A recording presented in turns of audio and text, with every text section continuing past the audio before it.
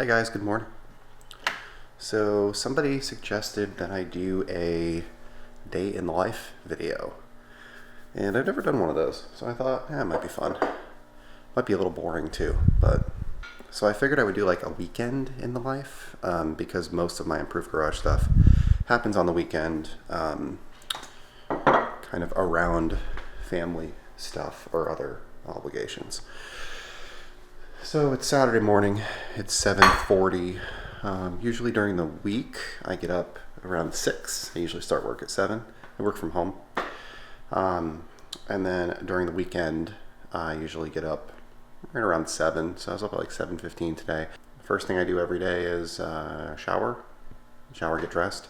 That allows me to weigh myself at the same point every day on a scale and see like how I'm doing with my diet.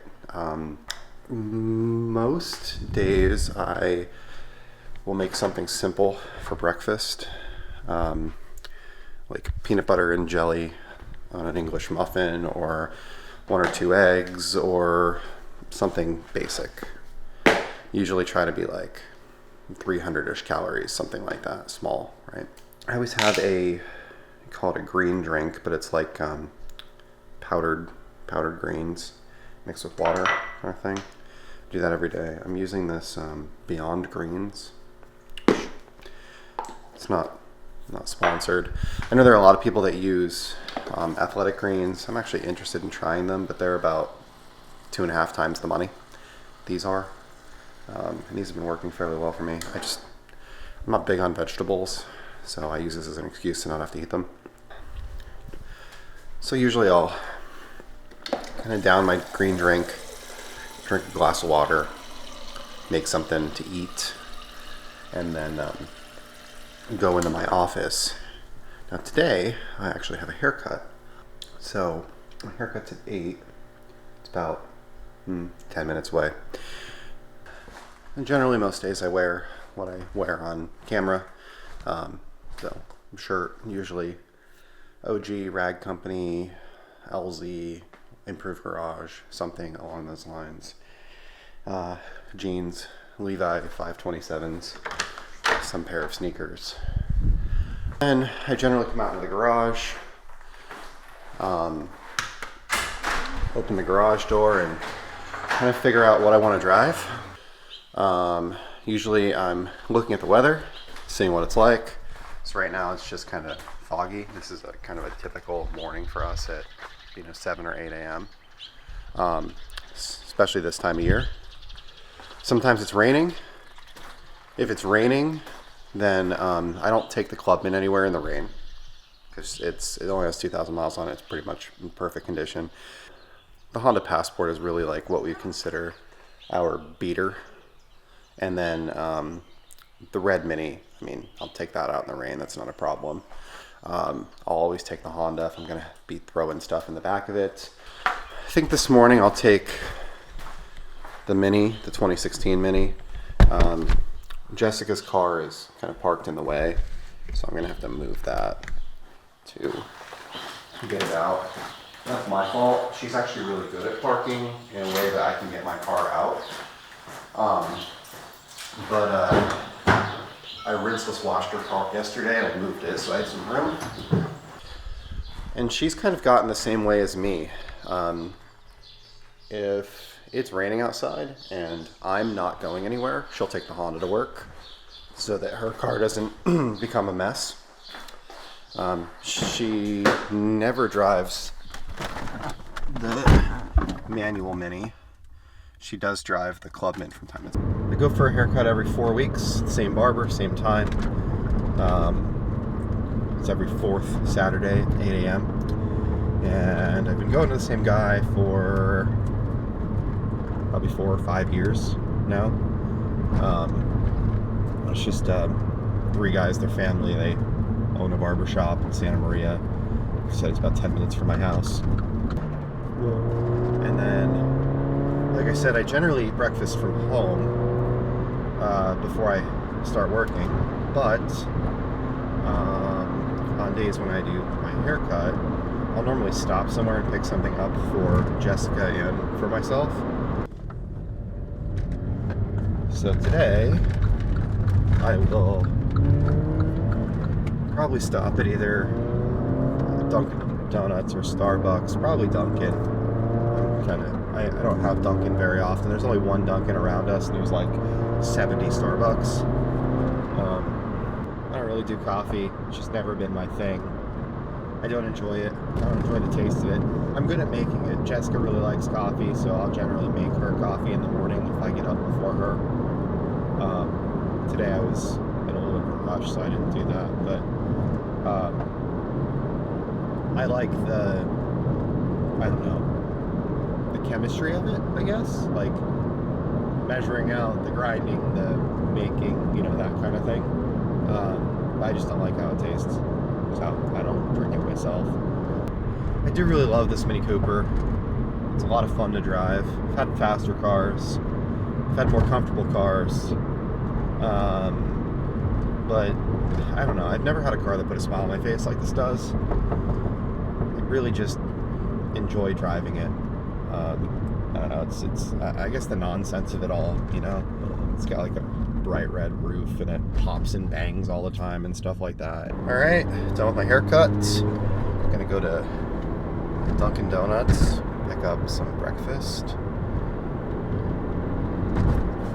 go back to the house. So today's kind of starting off a little dreary. This time of year can be that way for us. We live in a really good climate. I mean, right now it's 7:30 a.m. It's 52 degrees outside. We'll have a high around 70 today. Something like 320 days out of the year are 70 and sunny. At least, in like the last 10 years. We've had really good weather. We do get some rain from time to time, especially this time of year. It comes and goes. And that can be a little annoying for trying to keep your cars clean. We definitely need it. Well, I don't know we need it anymore, but we were in a drought for a long time, California. So I live in the Central Coast area, they call it. So kind of like halfway between Los Angeles and San Francisco. I'm right on the border of San Luis Obispo and Santa Barbara counties. So kind of like halfway up the state, right on the coast. Generally, I do like shopping and things in Santa Maria, which is where I am right now. This is Main Street. It's called Broadway in Santa Maria, 135. So it's where the only Dunkin' Donuts is. You can see out the window behind me. Pretty normal town, there's a mall that really doesn't have many stores anymore. There's a Lowe's, a Home Depot, all of the normal shopping things, Chick-fil-A, Petco, TJ Maxx, all that. Gas right now here is $5.25. So $5.25 for 87, $5.45 for 89. We only go up to 91. We can't get 93 here. There are a couple gas stations that are owned by VP and Sunoco that happen to have race fuel, where you can buy like 100 or 104 or something like that. This is the development that I live in, Tesla. Random Tesla spotting. There are a fair amount of electric cars here. I don't really love them. I can respect them and understand them. I don't love them. I don't really want to own one. I have interest in a Rivian, an R3X. There's my house. There's a park. It's across the street. You see it in a lot of my videos, I'm sure.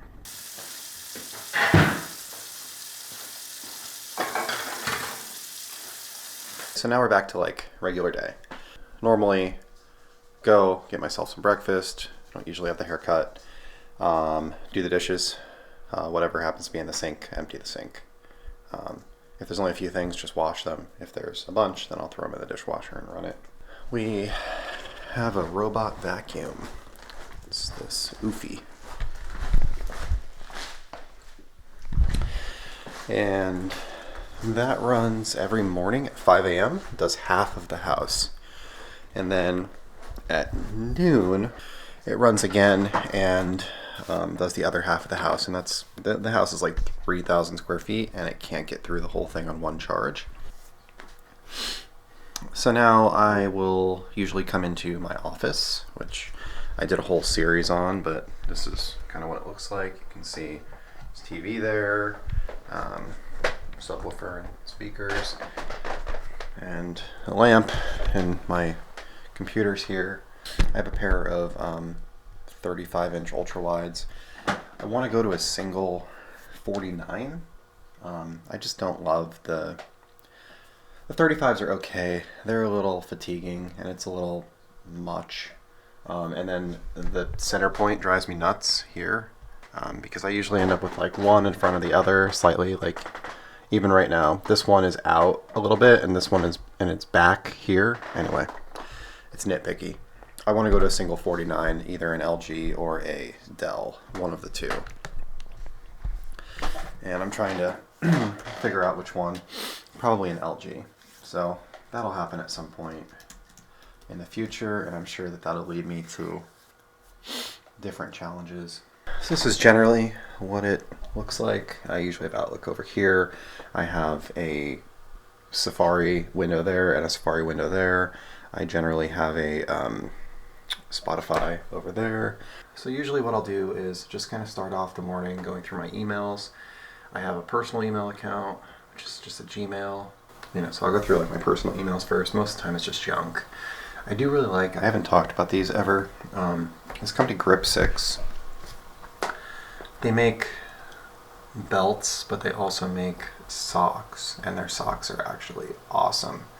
I was using Bombas socks for a while, but I like these better, and they're like the same price. So I normally get their ankle ones, and like these gray, or I have this color, this approach blue. I get this email every day.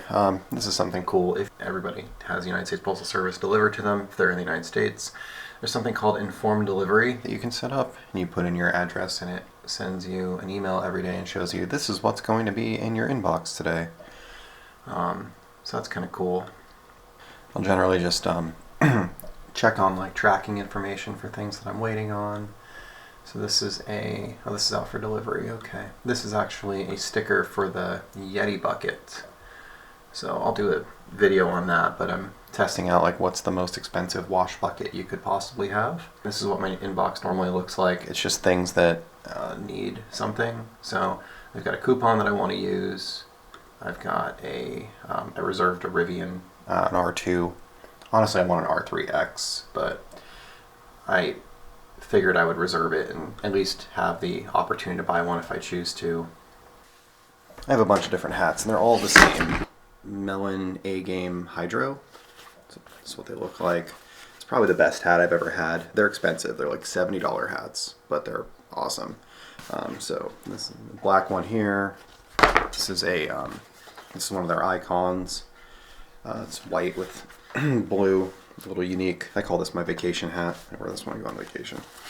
But I have like a bunch of different colors, like burgundy and dark green. But they don't have like regular colors. You can't just go and buy like, red, orange, green, blue. They just released its royal blue, which is a normal color, but it's like black, gray, white, which I just showed you. It's like a dark blue, navy. That's like an army green color. So like they don't have a regular red, they only have this burgundy, which is a nice color, but I want some more, we'll say regular colors. This one too is, I think it's called like Ocean, Heather Ocean. That's their blue. They have that, and they have this steel blue, which is kind of like a pale blue. I want like a normal blue, which would be the royal color. I also have this Heather Gray, which is the one that I normally wear most of the time. I've been wearing the black one a lot lately, but I normally wear the gray one. So it looks like they just released a new royal blue, so I'll probably pick one of those up. So this is for Obsessed Garage affiliation. Some closet stuff that I was working on with OG for my closet. Rag Company redid their dealer program. I want some G-Technic stuff. I'm talking to Gildred Racing about picking up a classic Mini. Not this one, but something like this, a 1960s Mini. Lloyd's mats. I ordered a deck mat for the Clubman. I want to order some regular mats. And then this is White Diamond. That's the test. Facebook message. I normally keep them here until I respond to them. But in this case I actually did yesterday, so that can be deleted now. I get these cooperation requests from time to time. They want me to test a car lockbox or a children's wetsuit, and that doesn't really... Those don't interest me, so I'll pass on that. I was trying to get an LE polisher from OG when they become available. I reached out to them about doing RYS on it. And today isn't a work day for me, but I usually do check my emails, my work emails, on the weekend just to make sure something didn't blow up. So this is my main YouTube page, like when I go to my home, for example. So generally what I'll do is I'll go to subscriptions, I'll look for anything that I haven't watched yet from the people that I follow, and then I'll add them to my watch later list. I would say the ones that I watch the most would be DDE, both their stories and regular channels, OG, Andrew Robinson, Donut Media, Adam LZ, Drift Games, Matt Armstrong, Rob Dom, Throttle House. This is Mark II, Matt Armstrong channel, he has two. Real Mechanic Stuff, which is a donut channel, Tuvarish, which is Tavarish's secondary channel, and Jack Builds It. Some of them I watch the entire thing. Some of them I skim through. So, oh, and Garage Goblin, that's a good channel too. I watch them for different things. You know, DDE is pretty entertaining. OG can be entertaining, but also is usually fairly informative, new products and stuff.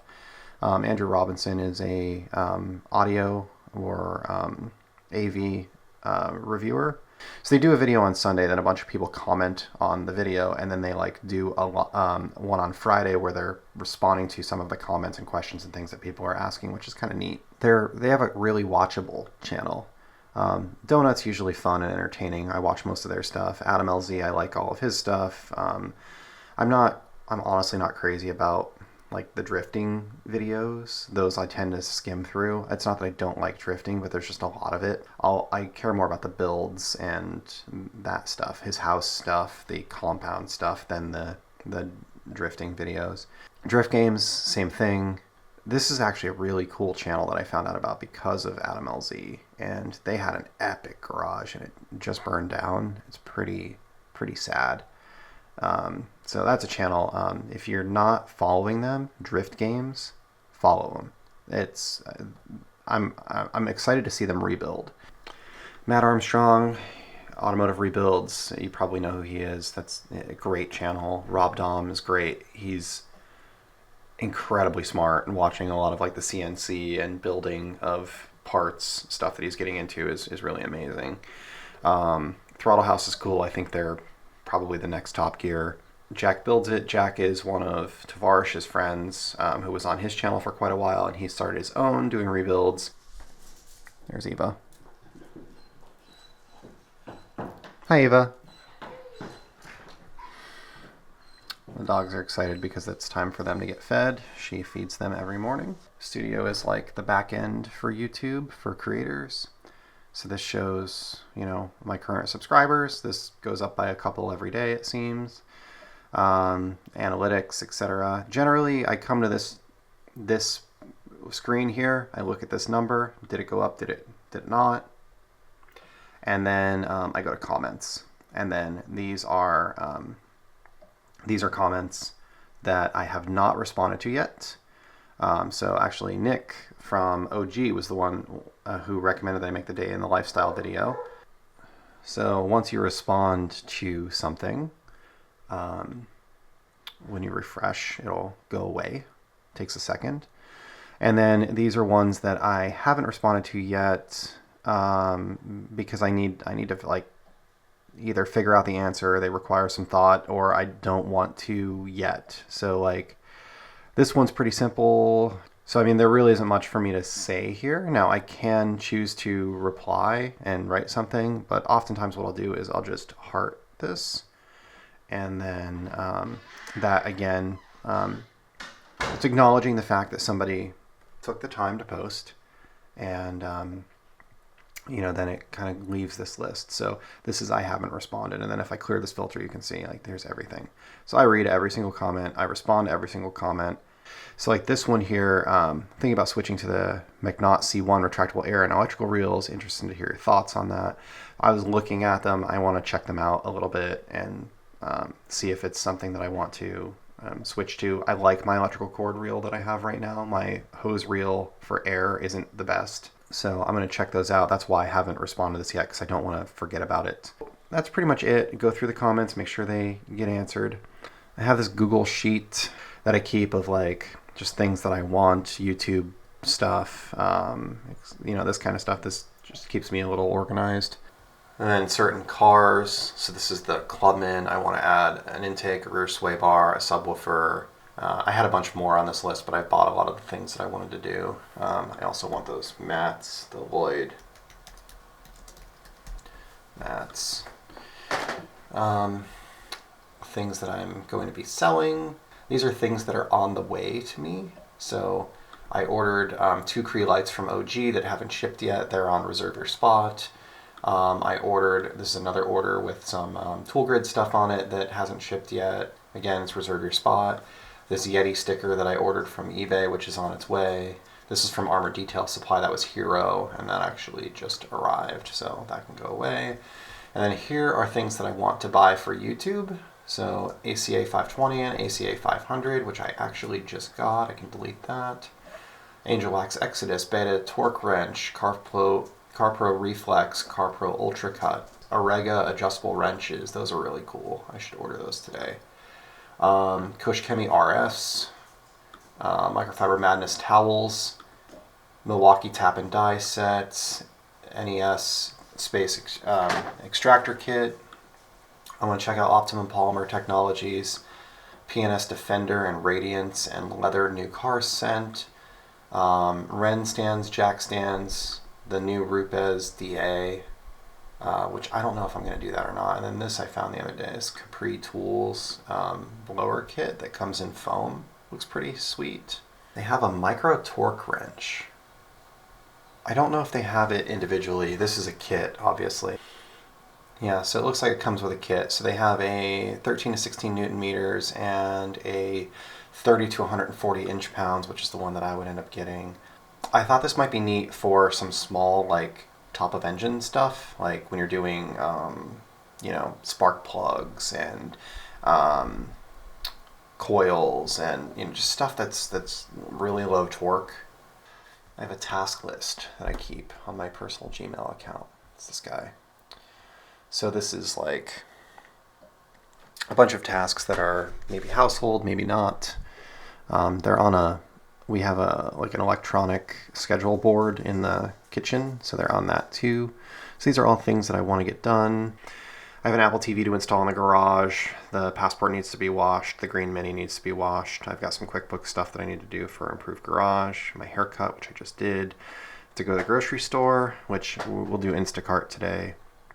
I have to finish editing and schedule the release of the Armor Detail Supply Hero video. White diamond polish video, white diamonds coating video. I want to coat the 2016 Mini. I have to install JB4 in the Clubman. I have to record a video on the deli pad. I have the autofiber flips that I need to test. I've got a bathroom that I need to paint, so like this is home stuff. Armrest needs to be replaced in the Mini, the 2016, and then I have coolant for the Mini as well. I've got some receptacles and switches for the garage, some cabinets to finish labeling, and I mean the house stuff could just go on and on and on. That's a whole nother spreadsheet. This is the house, everything that we want to do, how much it costs approximately to do it, links to stuff, things like that. So we're going through this as we get time or money, whichever one is holding us up on each particular task. That's Baxter. So Baxter just chills with me all day. That's his chair. That was my chair, but it's not, it's his. I try to wash cars first thing in the morning or later in the evening, not when I'm battling the sun, especially if I have to make a video, because I have to be a little slower when I'm making a video. If anything gets washed, her car does, the Mercedes. So that's always like the first one. The exception to that could be if it's really clean and something else is really bad, but generally, like, if something's going to get cleaned, it's going to be that. So her car I did yesterday, Friday afternoon when she got back, because I had a little bit of time and I was playing with some rinseless stuff. This Hero from Armor Detail Supply. It actually works really well. So I mixed up a bucket of it as a rinseless wash, and I washed the car twice with it, once a couple days ago and then once again yesterday, and it worked really well. The second time I followed with OG Drying Aid. I like that combination. Then I'm looking at, okay, well, what do I actually want to accomplish for videos, right? What do I need to work on next? The Clubman is a little dirty. You can see like the side skirts and stuff. It's a little dirty. It's dirtier than it usually gets, but I had to drive it in the rain the other day, and anyway, I try not to drive it in the rain. So the Clubman is a little dirty right now, needs to be cleaned up. And I want to do a video on installing the JB4 in that. So I'm probably going to do that tomorrow, I think, because that doesn't need to happen. The gray Mini, this is pretty clean, but I did just drive it this morning, and I have driven it a couple times this week. But I'm doing a polishing video on this for the White Diamond series. So it doesn't really need a physical decontamination. It doesn't need iron or clay bar. It's all good on that. So really it just needs to be cleaned and then polished again. The Passport, on the other hand, does need to be washed. So probably do that quickly. It's pretty dirty. I have to coat that. I have to do a video on coating because I have all these products to test out, which I've talked about already on video, but I have 2 different coatings from White Diamond, so I'm going to do like a half and half the car in one and half in the other. The Passport has really become, this is a snobby sentence, the Passport has really become our beater, for lack of a better way to describe it. It's the car that we don't care about, I guess. I realize there are people that reach for something like that, and it makes me sound pretentious and stuck up. It's an honest statement. The Mercedes we've had since it was brand new. It's about as good as it can get for a car that is now, 4 years old. The Clubman has 2,000 miles on it. The car is perfection. Like it's just, there's no scratches on it. There's no chips. It's been PPF since the beginning. Like it's just in really, really good shape. So, the Passport, we decided we weren't going to keep this. Originally it was going to get traded when we ordered the Clubman. That was the idea. And it was during COVID and vehicle values were going up and down pretty frequently. And we ordered the Clubman. It took like 4 months to come in. And then when it showed up, the Passport had decreased in value by a couple $1,000s. And the car's a lease. The lease is up in December. I don't want to say that we don't care about the vehicle. I mean, I do. I care about everything. But, like, if something's going to get wrecked, totaled, scratched, dinged, whatever, that's the one we want it to be. So, in general, like, if we're going to be going places, we're going to be parking in busy lots, if we're going to be hauling things around, that's the car that we'll take. Most people don't care. And when I return that, the lease inspection process is not picky. It's going to be in better shape than most of the lease returns that they get, especially as a Honda dealership. So no matter what, I'm going to be fine. We're just going to keep using it. And right now it's kind of one of those things where, like, I don't want to say it's free to use it. It's not free to use it, but like if we put miles on any of the other cars, it depreciates them. This is already depreciated. The residual is more than the car is worth. So it doesn't make sense financially to buy this car at the end of its lease. Like the lease incentives were really good when we bought the car. So the car has depreciated more than the residual expected. And therefore, at the end of the lease, it makes more sense to turn it in than it does to buy it.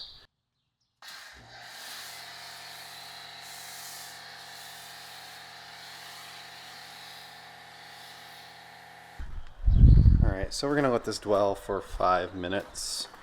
Now that I've started using water, I will generally turn on my water system. So I keep this kind of shut off all day because it slowly eats through this DI filter. Like there's some amount of leaching that occurs. And these are expensive.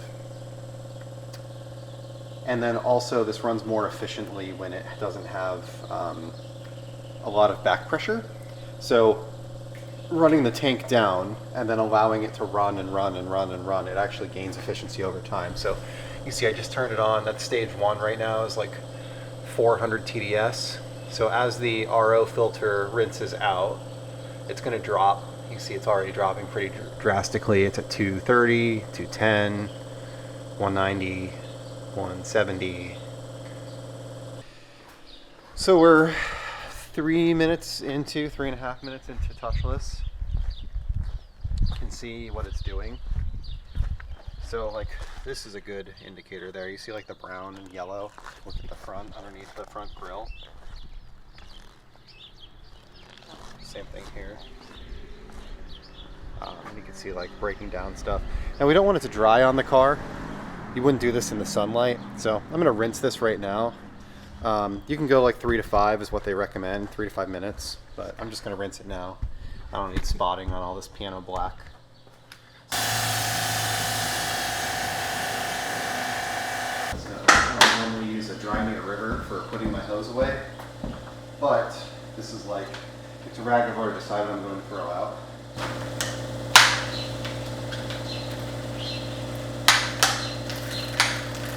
Drain the gun, hang the gun, and then plug is sitting here. We can plug that in. Do some laundry really quick. Normally I do this first thing before I go outside, but I was trying to beat the sun, so.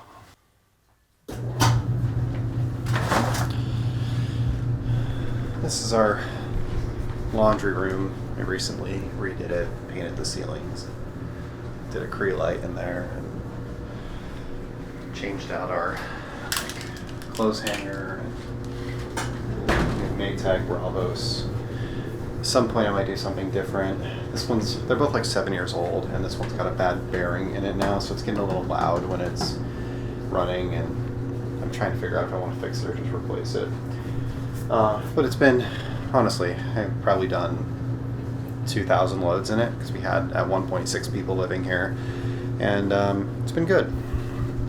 I wouldn't hesitate to recommend it, but like I said, right now it's got a bearing that went bad in it, which is part of like a drive unit, and it's like $150 in parts plus disassembly and replacing it.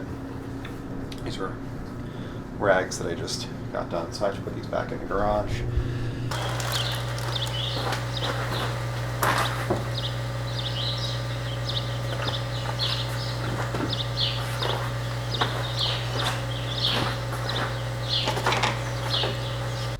Now the Honda's like, I don't know, we'll say 75% dry. So what I'm going to do is I'm going to grab a medium drying towel, and I'm just going to go out there and run around it and dry it off.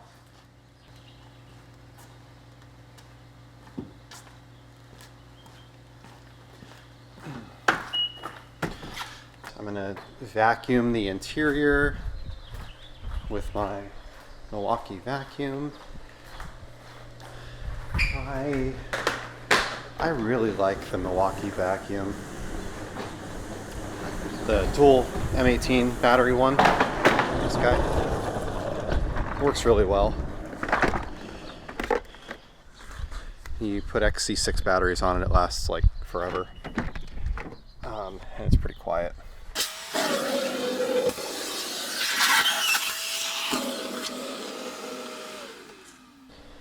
So now it's 11:30. So usually around this time what I'll do is finish up my grocery list I used to go to the grocery store every day, or I used to go to the grocery store once a week.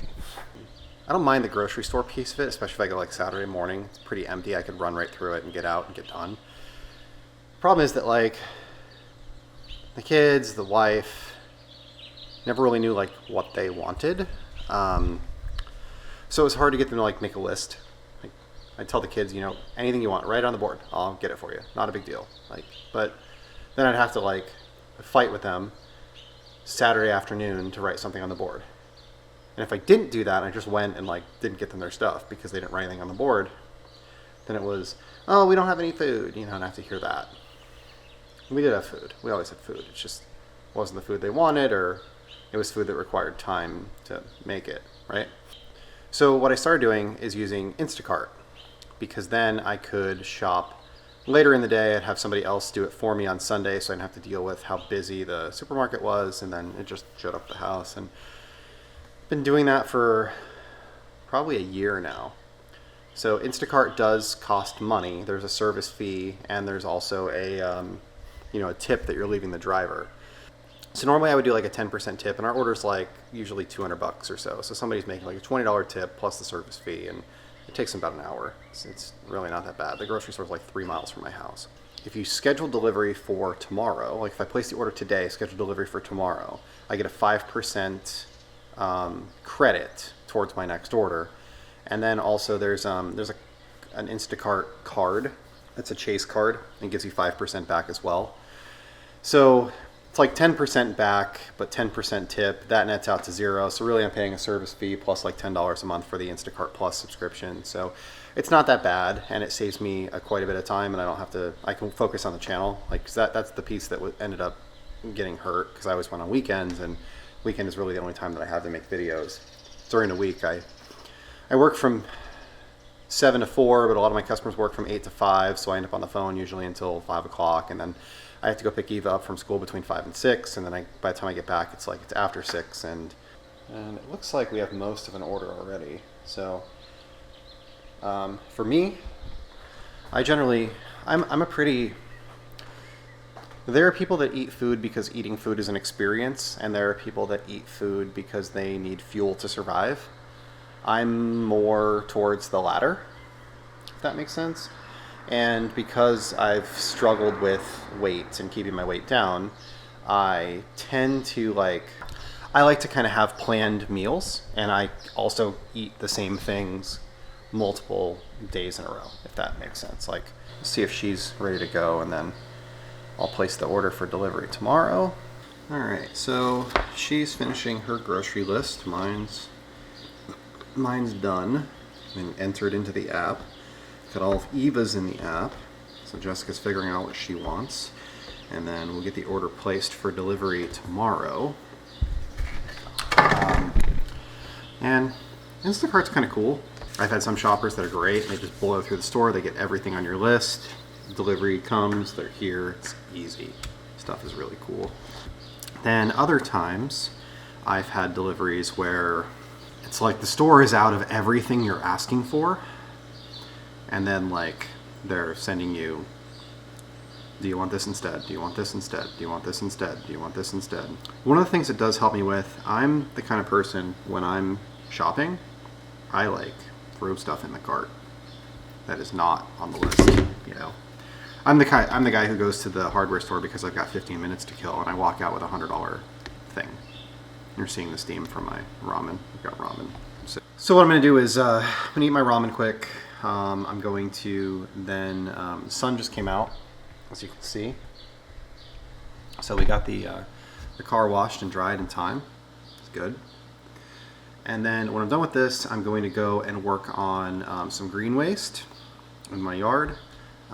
So we have trash pickup. Today's Saturday, so trash pickup happens every Monday morning around 5 a.m. So on Sunday, I take the cans out. On Monday, I bring them back. I can't remember if they measure it in cubic feet or gallons, but it's a 48, either cubic foot or 48 gallon. I don't remember. And then the other two, the green waste and the recycling, are both 64s, the larger size. I just make sure that all of the trash in the house goes out sometime over the weekend. There's only 3 of us here, so We don't generate a ton. I can honestly skip a week here and there and still be probably fine.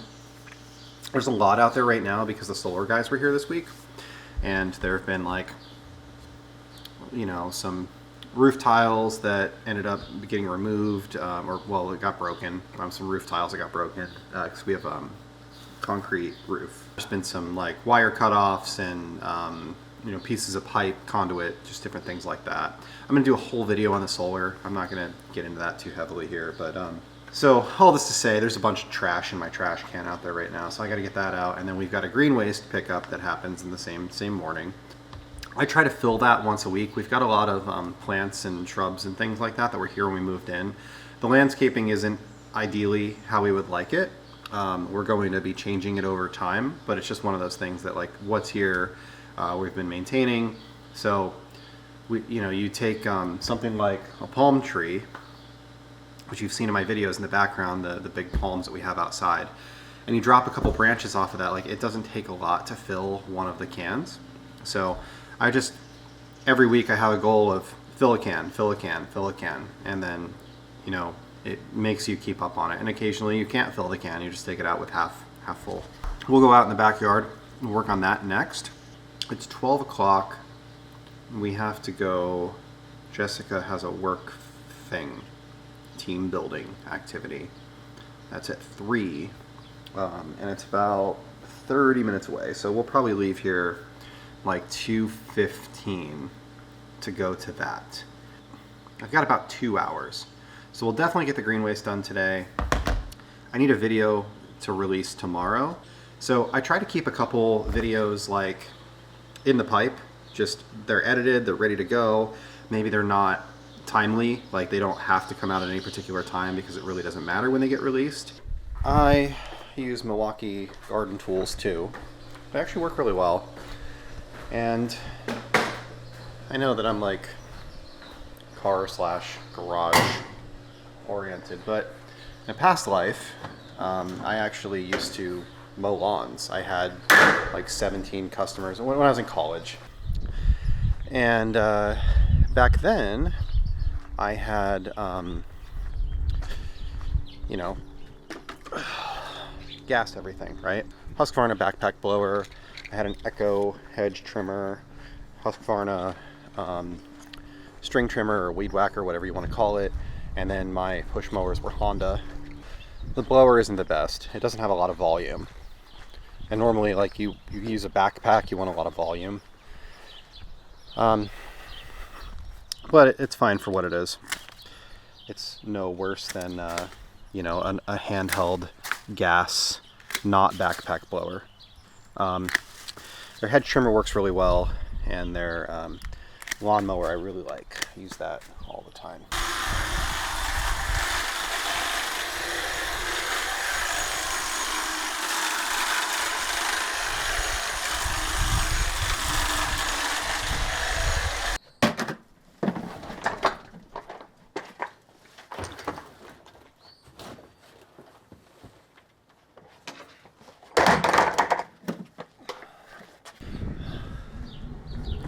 Take the green waste can down to the street. So you saw me running that vacuum. It's like a 25 gallon, 30 gallon. It's like a 5 horsepower Craftsman vacuum that I've had for a long time, 10 years. And it lives outside, like literally lives outside, never goes inside. It's been in that backyard for, well, we've lived here for 8 years. And I had it at the previous house.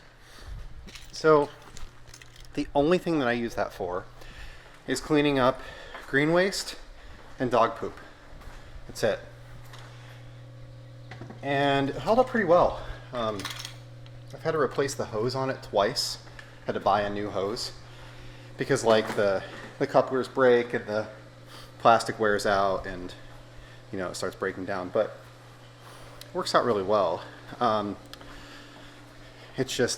It's dirty. You can't use it for anything else. It only gets used for that. It has the wet filter in it, so no dry filter, no bag. But I use it exclusively for yard work.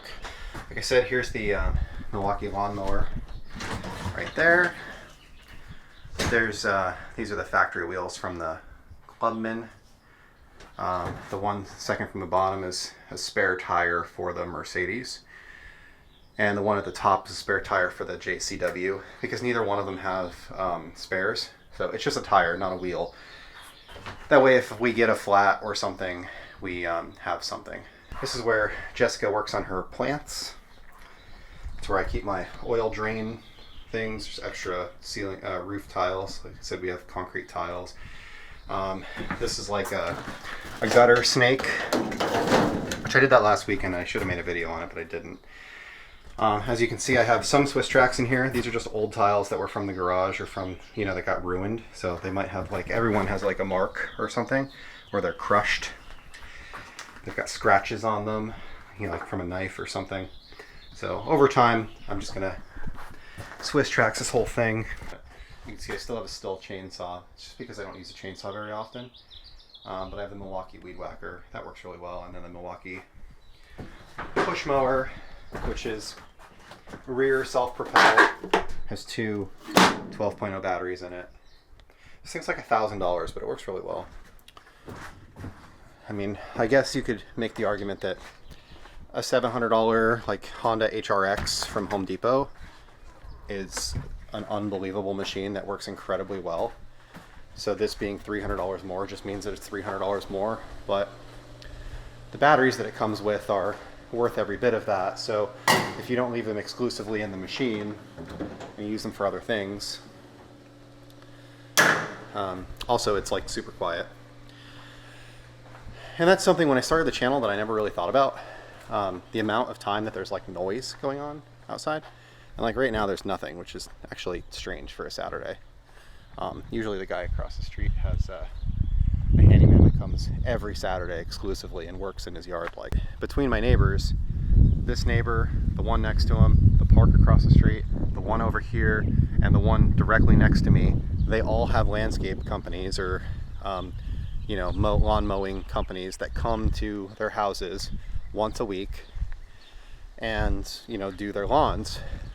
And they all use gas equipment, which is fine. I don't have anything against gas equipment. It's perfectly fine. But they all come on different days at random times. So I can never really count on it. Some days Wednesday's quiet, some days Thursday's quiet. And if we get a lot of rain, that's really the only time that I can count on. If it's raining outside, there won't be anybody here, but then I can't wash anyway. It's like a storage room. And this is where I keep like all of my chemicals and stuff right now. Well, it's not all of them. There's some in these cabinets too. There's my old cabinets from my garage. So like this is stuff that has been used that like I've tested with, I'm done with the testing, and I can use it as product. Same thing with this. There's all of DIY detail in there.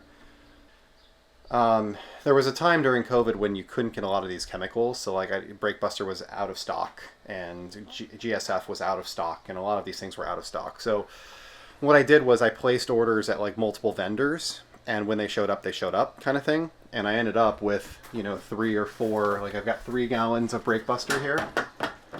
Yeah, 3 unopened gallons of BrakeBuster here. Now BrakeBuster you go through pretty fast, and BrakeBuster is a great product, but I like Armor's Wheel Cleaner better. So now I've got 3 gallons of BrakeBuster to go through before I can switch. It's just whatever. First world problems, I know.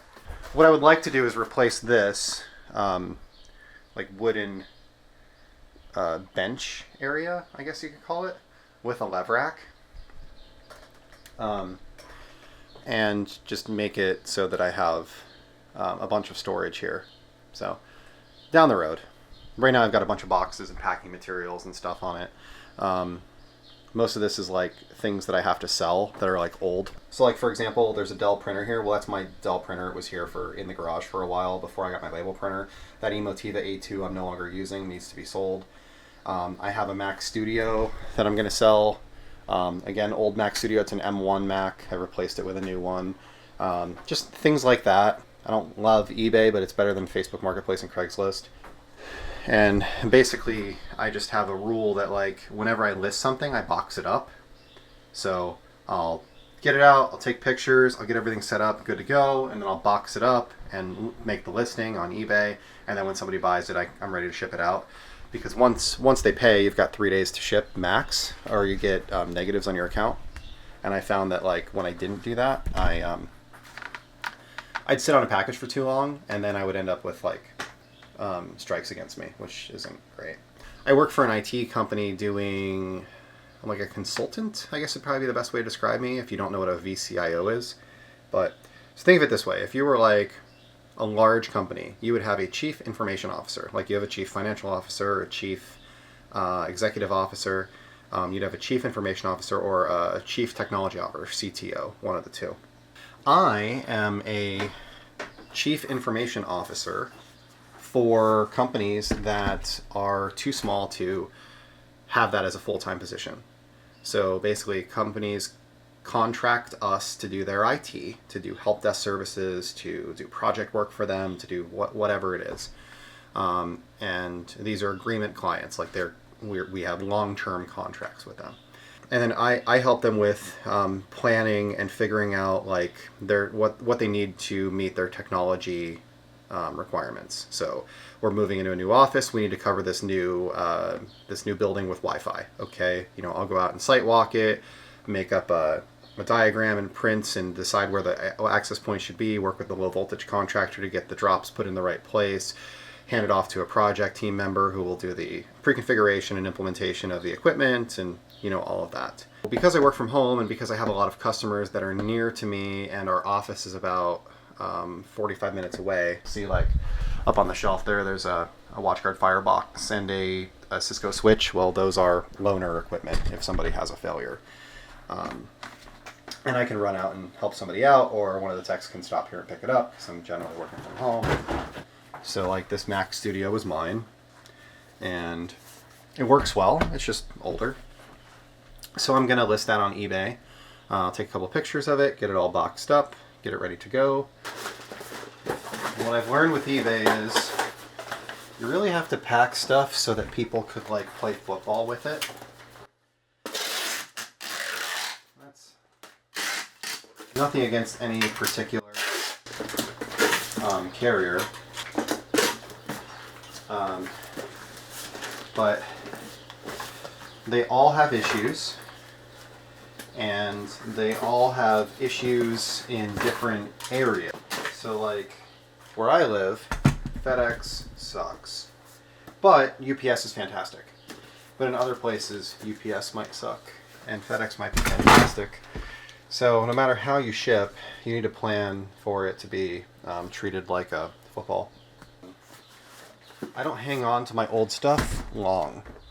I'm not the kind of person who like has an attic full of crap.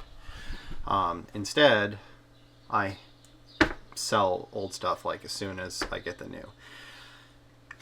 So what you end up doing is you get the newest thing, you sell the old one for 60-70% of what you paid for it.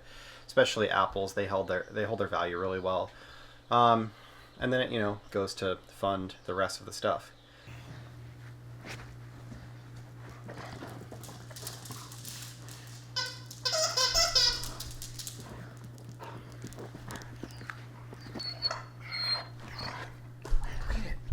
Go get it.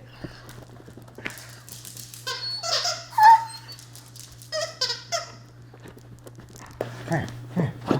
Come down. Roll over. Yeah. Stop. It's yours. Okay. Can you sit? Good girl. There you go.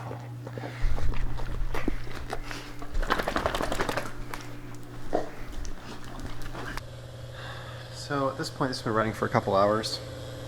Pretty much once the pressure starts climbing here, then that means that there's actual this is getting full and it's starting to push on the air bladder. And the air bladder is, I run it at 0 pounds. So when this is empty, I have 0 PSI of air in the air bladder. And then when it fills up, it obviously produces pressure. So at 40 PSI, the unit will shut down, but there isn't much water capacity between 20 and 40.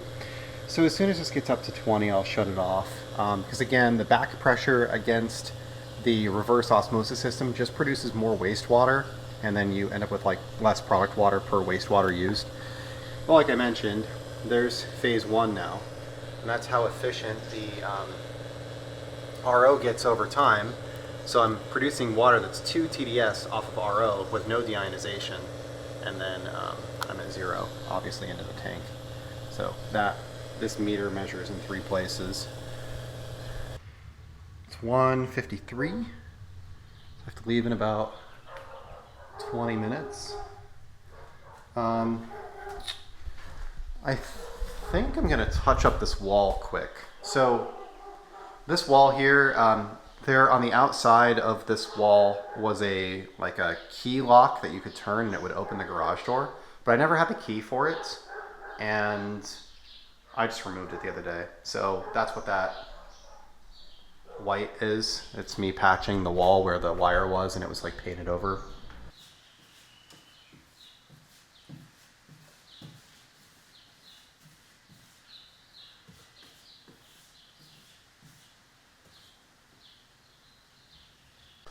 All right, we are back.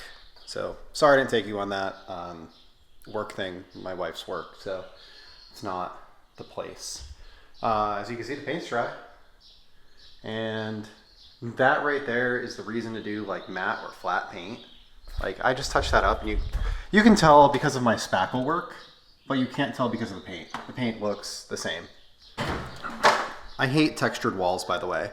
I feel like a textured wall is just a way to hide all of the mistakes and imperfections that were made.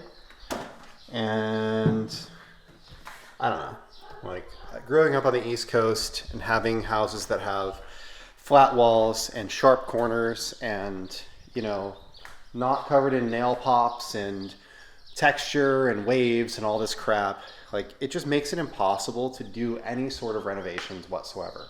You know, you end up with something like that, where there was a box there at some point that got removed and refilled, and now look, we've got this big flat spot.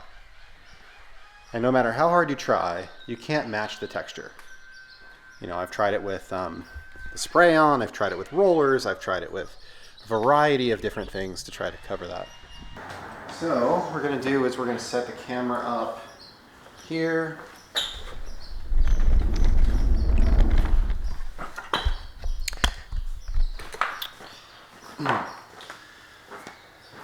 Got this sweet tripod I really like.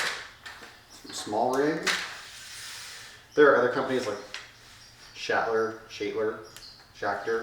something like that makes a more expensive one, and Manfrotto makes a more expensive one, but I really like this one. It works well. It's not expensive. So I'm gonna set this up. I record to SSD on this, direct to SSD, so I'm gonna grab that. And then power on my battery here. It's at 72%, that looks good. Power on my screen. So with that camera, it can use SD cards, but I recorded these. So this is the SanDisk Extreme Go. And there's like 3 different ones. One of them is 550 meg per second, one is 1,000 meg per second, and one is 2,000 meg per second. You need at least the middle one to be able to do 4K on the Panasonic camera without issues. It's like another thing, it's $100, but it stores a lot of video. So I can turn this camera on 5 hours and 32 minutes at 4K. And I'm recording at like a high bit rate, about MOV. And get that set up where we want it. Hi guys, welcome. Today we're going to be testing out the White Diamond polishing package. So White Diamond, as I mentioned previously, is a product line from Belgium. If you haven't watched this is my 3rd video. I did do the other 2, and I'll link to those in the description. So they offer...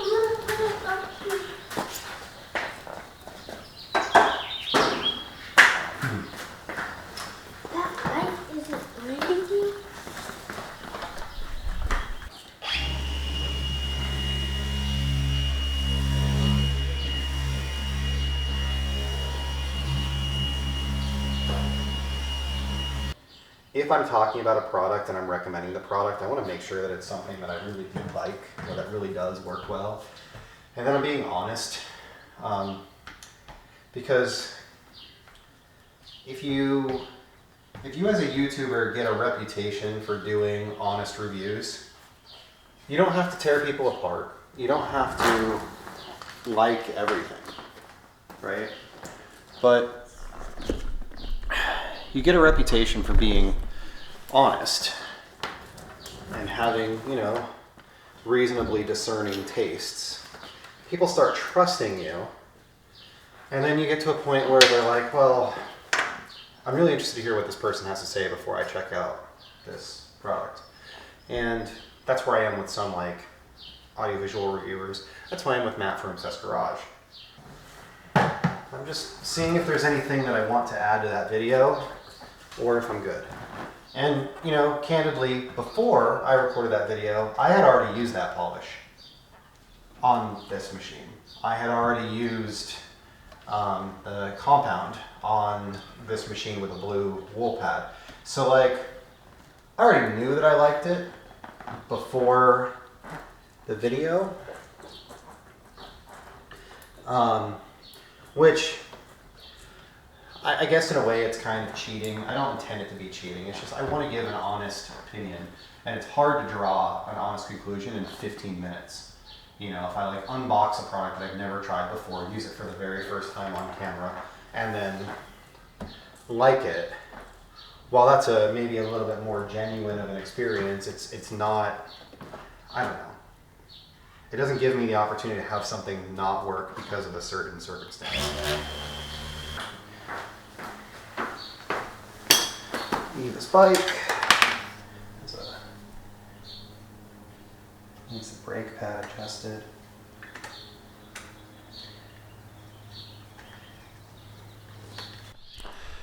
So, let's see. We're going to look at our list of stuff, our Google tasks that we looked at this morning. Started working on a day in the life video. Mac Studio. I washed the Honda. Did the grocery store. Recorded video on WD polish. You see Oofy ran again. Well, Eva's gone back and forth here a bunch of times, but you see the lines. Does a good job. It leaves a room looking like this.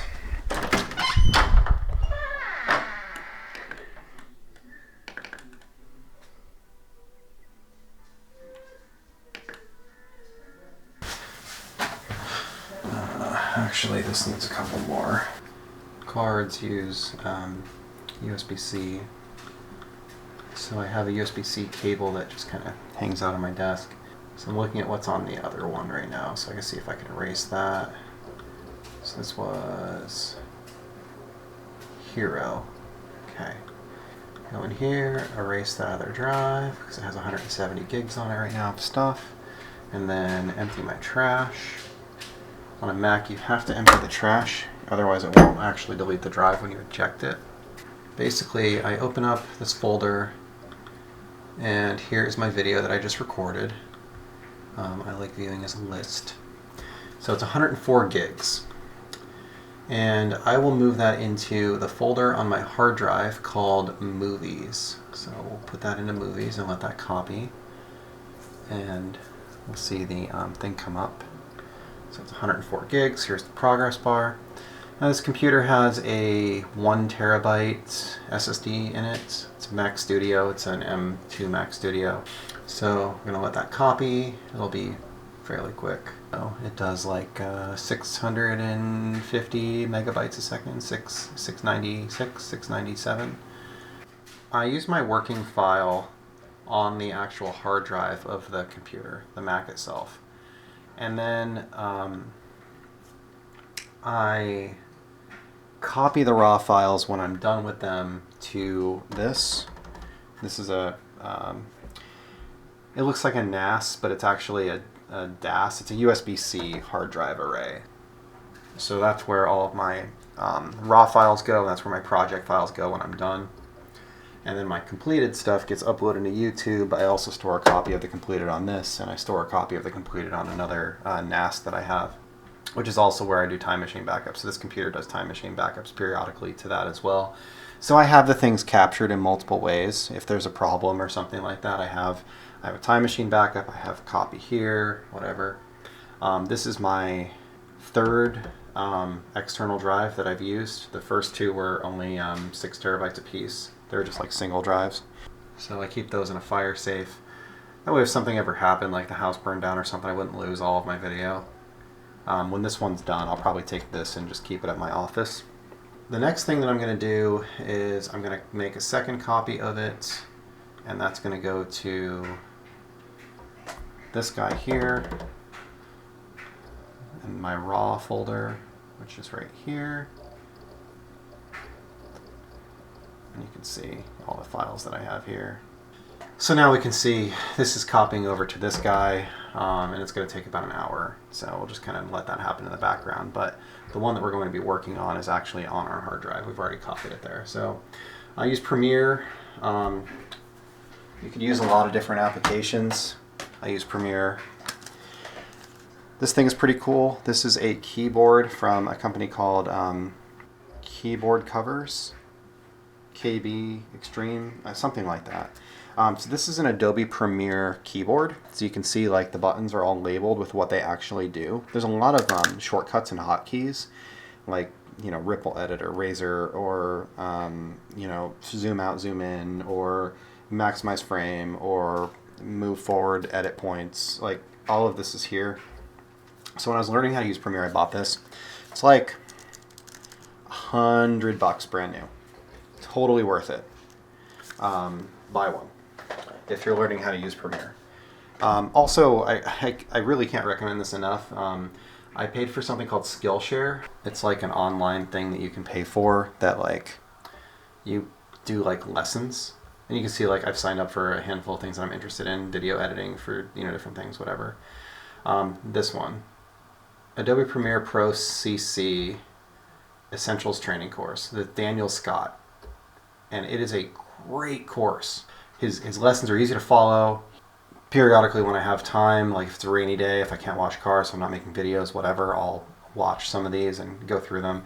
I've done some on like videography. I've done some on other things as well. So Skillshare is a pretty cool thing, and there's like coupons and stuff that you can get to get a percentage off of your first year. So I'm looking here, my last video was 538, so that means this one's going to be 539. So up here, project name, EP539.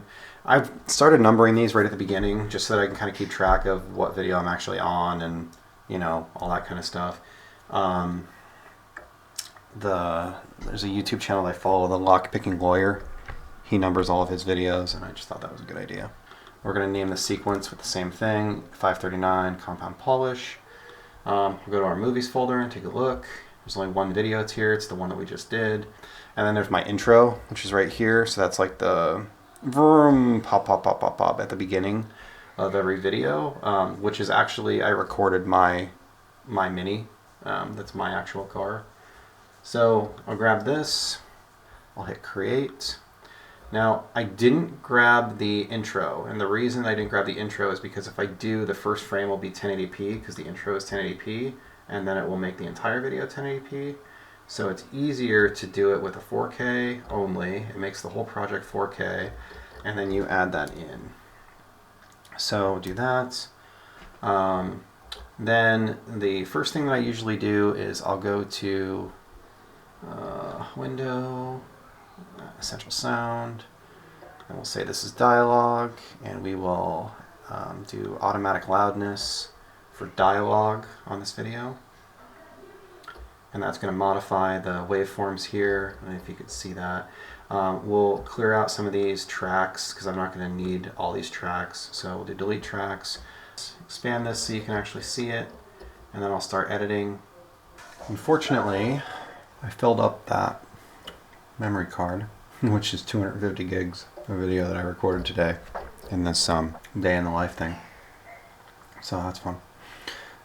So here's the SD card that was in the camera. This uses SDXC. So I'm going to copy that as well while I'm working on this other stuff. SD card definitely reads slower. I was getting like 600, 700 megabytes a second. Now I'm getting like 96. And then, so the video that I recorded today is 34 minutes, 30 seconds, 0.24.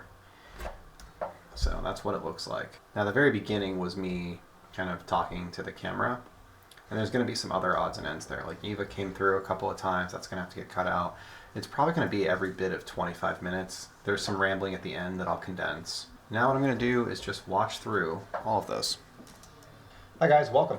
Today we're going to be testing out the white diamond polishing package. Because I had that issue with the pad shedding, I just want to make sure that like they don't tell you to avoid shedding, do XYZ, like that I used it properly.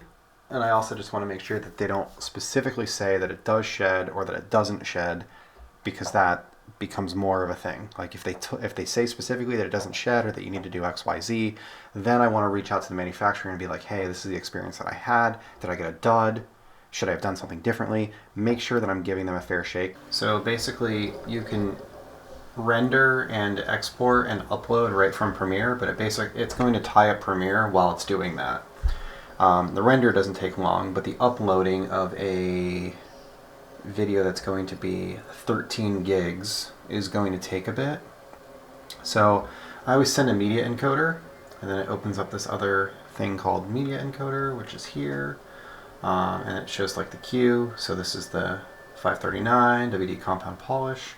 So then I will start this. The computer's fast. This Mac Studio with the M2 chip, this has the M2 Max. So it's like 8 minutes remaining. It's 26 seconds in for a 24-minute video. So it's editing 4K or rendering 4K in about 1/3 the time that the frames actually take. So we're gonna let this run through, and then what it'll do is it'll automatically start uploading it into YouTube. Adobe like authenticates as you on your YouTube channel and just ties right into it. So it's pretty sweet. Alright, so this just finished encoding, and now it's automatically uploading, which you can see here. So this will be the upload status. It's going to take about 82 minutes to upload. So what that means is this will be done. It's 9:22. It'll probably be done right around 11. And then once that happens, it comes up in SD, then HD, then 4K. It needs to be processed by YouTube several times. So this isn't going to be available for a while. At this point, I'm going to stop recording for the day. Tomorrow morning, I'll wake up, and first thing I'll do, or edit the description and get it ready to upload. So it's Sunday, like 10 a.m. The groceries are just delivered. I'm actually working on editing the day in the life video. I got up this morning, wrote the description for the White Diamond video, released it. This here is day in the life. It was like 5.5 hours of video, so I stayed up pretty late last night, kind of combing through that. When I've got a lot of content, something that's really, really, really long, like if I was recording all day, something, like when we were doing the Miata engine swaps and stuff like that, I generally will do like, I'll edit in 2 stages. So like stage 1 is like really rough, just removing like, you know, where I walked away from the camera, where there was no action, where, you know, where the camera was just sitting aimlessly, where I got interrupted. So usually I'm looking at like these audio waveforms, and you can see how there's like peaks and valleys. Well, there'll be like a really long valley here where I'm not really doing anything. That makes it easy for you to kind of clear stuff out. And then you end up, you know, cutting it up, and you end up with something like this where you've got all these little pieces all over the place.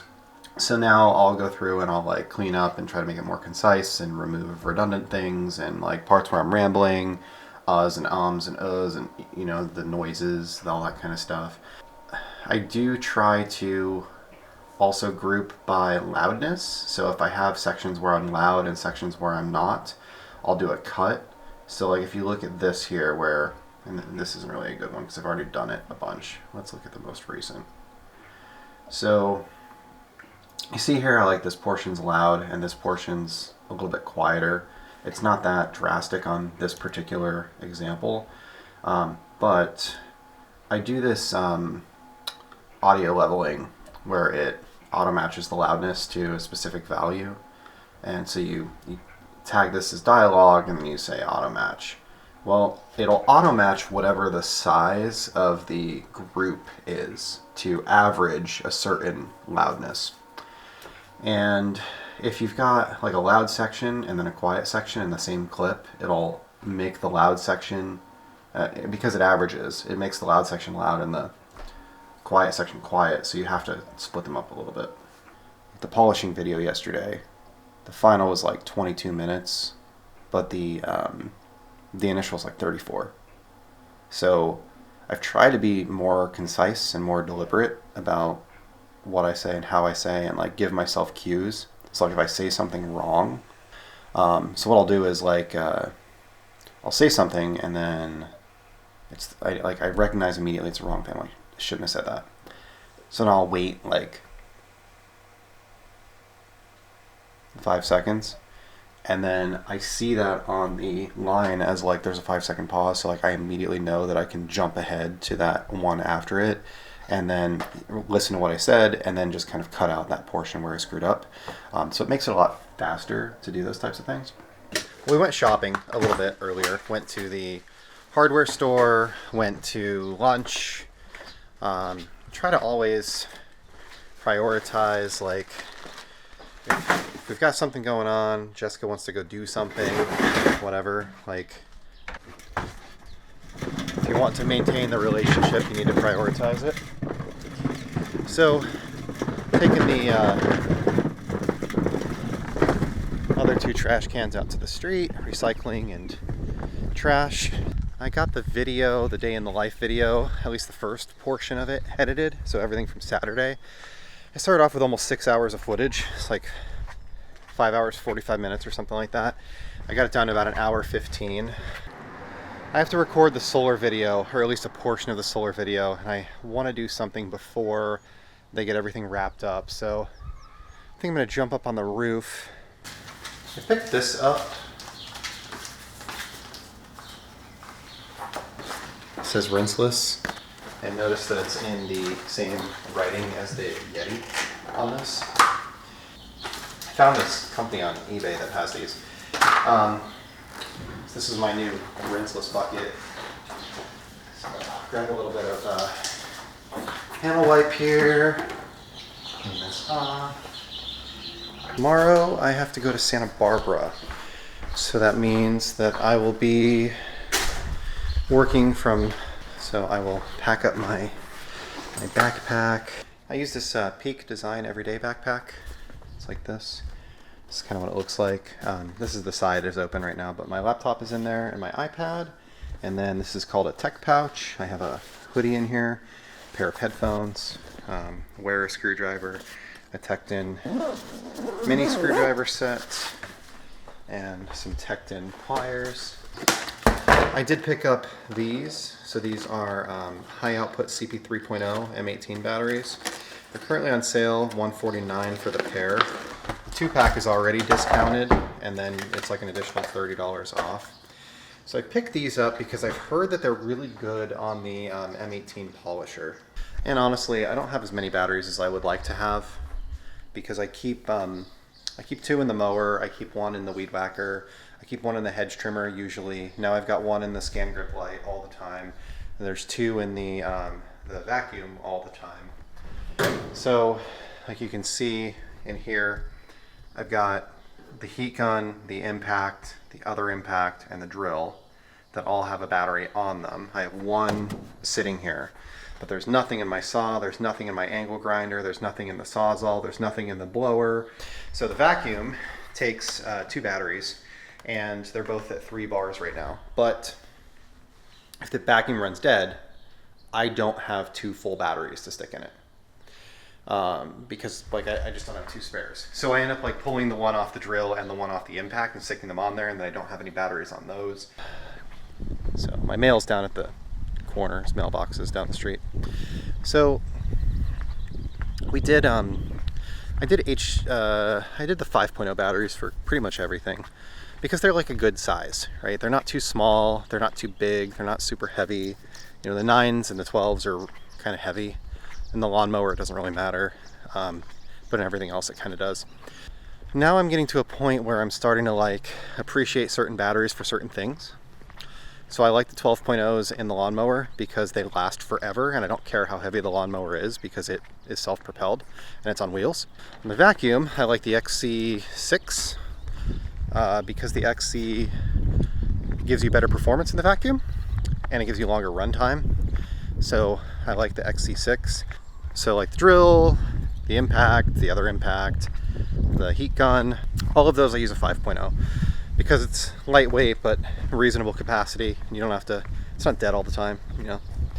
XC5 is 1.4, CP3 is 1.2. So realistically it's the same weight. It's slightly less weight than the 5, but it should outperform the 5, although it's not going to last quite as long in terms of runtime. But we'll test that out, we'll see. My favorite battery in the M12 line is still the CP2.5, which is this little guy. And it's kind of for the same reason. It is a high output battery, and it's still 2.5 amp hours, and it lasts more than long enough, and it gives you a nice low profile tool. So I think that's a wrap for the weekend in the life video. I realize this is very chaotic, has very all over the place. That's legitimately how it usually is here. I generally wake up, I go outside, I look at the weather, I figure out what I can get done today, what are my highest priorities, those are the things I knock out first. If the family has anything going on, that ends up taking priority over the stuff that I want to do. At this point, 6 o'clock, I've got a pile of YouTube videos that I haven't watched yet from other creators that I want to catch up on. I go inside, get myself some dinner, watch some videos, and go to bed.